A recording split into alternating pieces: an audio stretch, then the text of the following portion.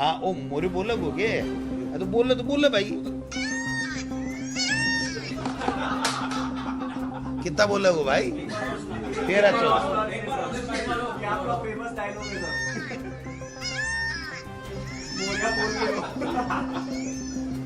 वो बड़ी बार बोला है, वो 13-14 बार बोल गो।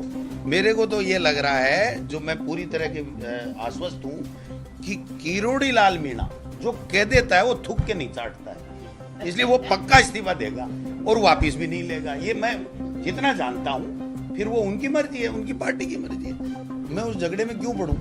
लेकिन मैं ये कहता हूँ कि किरोड़ी लाल जो मीणा जो कहते हैं वो करते हैं। तो मैंने पहले ही कह दिया था, मैं से जनता ने दे दिया ना कि ऐसे लोगों को कोई स्वीकार नहीं करती है जनता। मैं क्या मैसेज दूंगा, वोट तो जनता के पास थे। मैंने पहले ही दिन कह दिया था, मेरा पहला स्पीच राजस्थान के विधानसभा के गेट के ऊपर जिस दिन उन्होंने बीजेपी ज्वाइन की थी और खबर आई थी, मैंने कहा महेंद्रजीत मालवीय किसी सूरत में वहां से जीत के नहीं जा सकता, भारतीय जनता पार्टी हारेगी। और हमने, चाहे इंडिया गठबंधन बाप के साथ नहीं हुआ, लेकिन हमने राजस्थान में पार्टी आला कमान के सहमति से ये फैसला किया कि हम विधानसभा बागीडोरा और लोकसभा बांसवाड़ा डूंगरपुर में हम समर्थन देंगे। कांग्रेस के कैंडिडेटों को हमने वापस फार्म भरने के बाद में भी वापस नामांकन लेने के लिए कहा। उनको भारतीय जनता पार्टी के महेंद्रजीत मालवीय ने और उनके लोगों ने मैनेज कर लिया। उसके बावजूद भी वहां पर बाप को कांग्रेस के कार्यकर्ताओं ने पूरी तरीके से समर्थन दिया।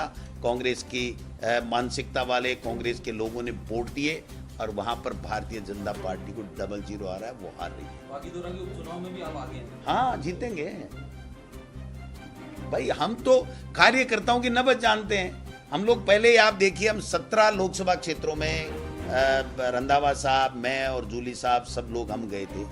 वहां पर लोग यही बात कर रहे थे कि अब की बार बीजेपी को हराना है, हमसे चूक होगी। राजस्थान की विधानसभा में, राजस्थान के अंदर जो 5 साल हमारी सरकार का काम था, वो काम इतना शानदार था, जन कल्याणकारी योजनाएं हमारी थी, लेकिन उन्होंने झूठ बोल करके देश के प्रधानमंत्री जी ने माहौल बना करके यहां से लावा लूट लिया और हमारी सरकार नहीं बन के बीजेपी की बना ली और पर्ची से मुख्यमंत्री बना दिया और उनको कह दिया भाई भ्रमण करो और आप तो झूठ बोलो, लोगों को भ्रमित करो। मैं समझता हूं कि जनता समझती नहीं है क्या कि आप काम करने के लिए आपको दिया है, आपको रोजीना वो गैंगस्टर फोर्स बनाने के लिए नहीं दिया। वो है तो एंटी गैंगस्टर फोर्स, लेकिन मुख्यमंत्री जी का प्रिय शब्द है गैंगस्टर फोर्स। तो गैंगस्टर फोर्स बनाने के लिए दिया, करो ना, कौन मना कर रहा है।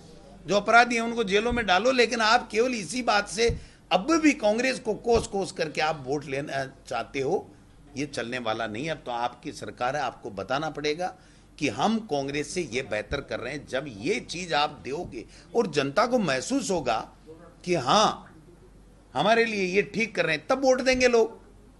लोगों ने कहा ये तो झूठे बेईमान निकले, इनके मंत्री तो हाथ में इस्तीफा लिए घूम रहे हैं। और वो इस्तीफा कोई इसलिए नहीं दे रहे हैं कि मुझे इस्तीफा देना है, वो पर्ची बदलने के लिए इस्तीफा दे रहे हैं, सबको पता है। ये प्रदेश में ये अफवाह फैल रही है कि भजनलाल सरकार जो 4 जून तक के लिए सरकार सीएम है, तो क्या ये सच भाई? नहीं, नहीं, ये तो मैं नहीं कहता। बीजेपी की सरकार बनी है, 5 साल बीजेपी की चलेगी। हम तो इस मानसिकता के लोग हैं नहीं, और कांग्रेस पार्टी इस तरह का काम करती नहीं। अब मुख्यमंत्री कौन रहे ये बीजेपी को तय करना, हमको तय नहीं करना। आपको लगता है उनकी इनफाइट बढ़ेगी आपस में? वो तो अब कल का देखा नहीं आपने सीन, मुख्यमंत्री जी के सामने किरोड़ी जी किस भाव से बैठे थे।